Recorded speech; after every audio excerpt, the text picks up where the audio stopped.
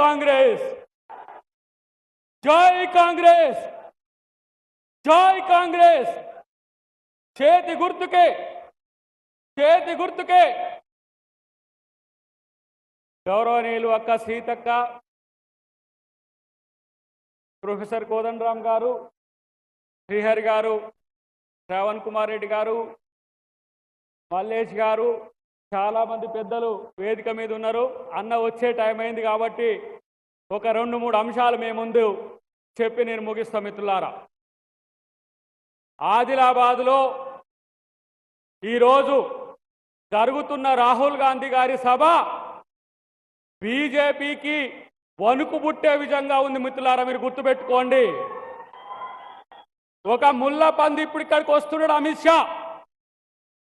అమిత్ షా నువ్వు రిజర్వేషన్లు ఎత్తేస్తా అని చెప్పలేదా?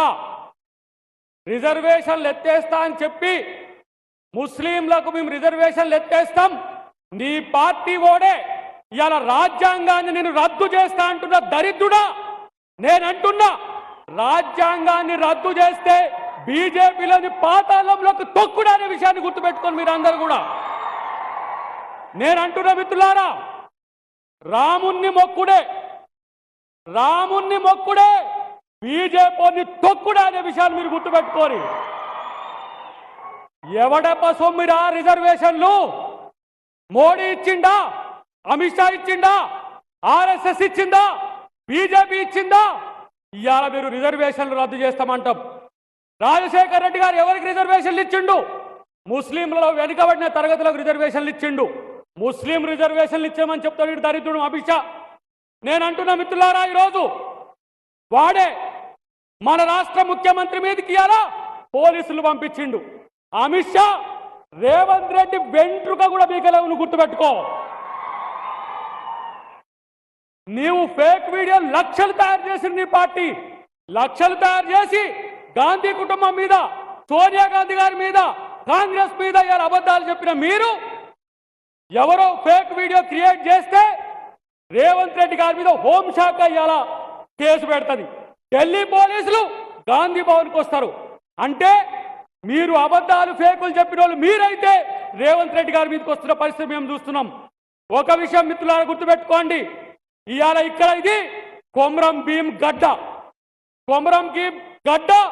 నిజామాన్నే తరిమి కొట్టిన గడ్డ ఇది. ఇవాళ బీజేపీని తరిమి కొట్టినట్లేమో మనం ఆలోచించండి. నేను అంటున్నా, ఇవాళ మేము హిందువులం అంటున్నారు. ఏం రాముడు మీకు చిన్నయ్యా? సీత మీకేమైనా చిన్నమ్మారా? లేకపోతే రాముడి వంశంలో ఏమైనా పుట్టినరా మీరు?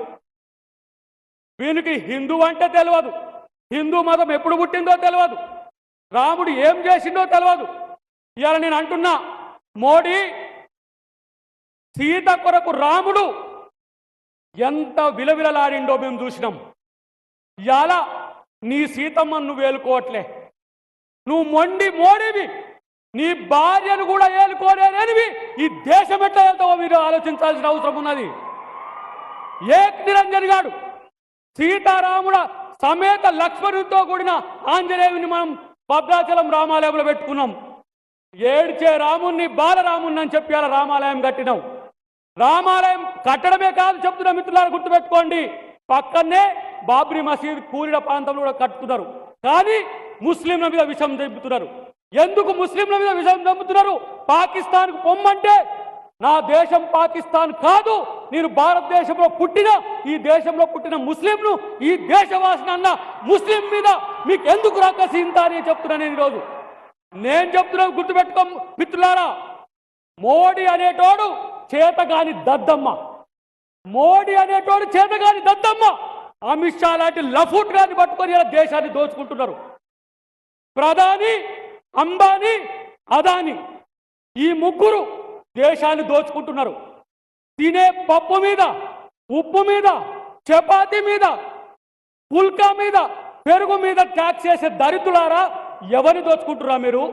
ఈ దేశంలో ఉన్న 120 కోట్ల మంది హిందువులను దోచుకునే దరిద్రులు వీళ్ళు.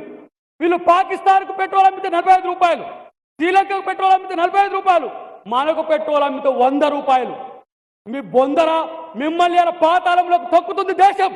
ఇలా మోడీ, అమిత్ షా ఈరోజు బీజేపీ ఆర్ఎస్ఎస్ ఎన్ని కుట్రలు చేసినా కూడా కాంగ్రెస్ పార్టీ రాహుల్ గాంధీ నేతృత్వంలో ఇలా దేశంలో కాంగ్రెస్ పార్టీ రాబోతున్నది.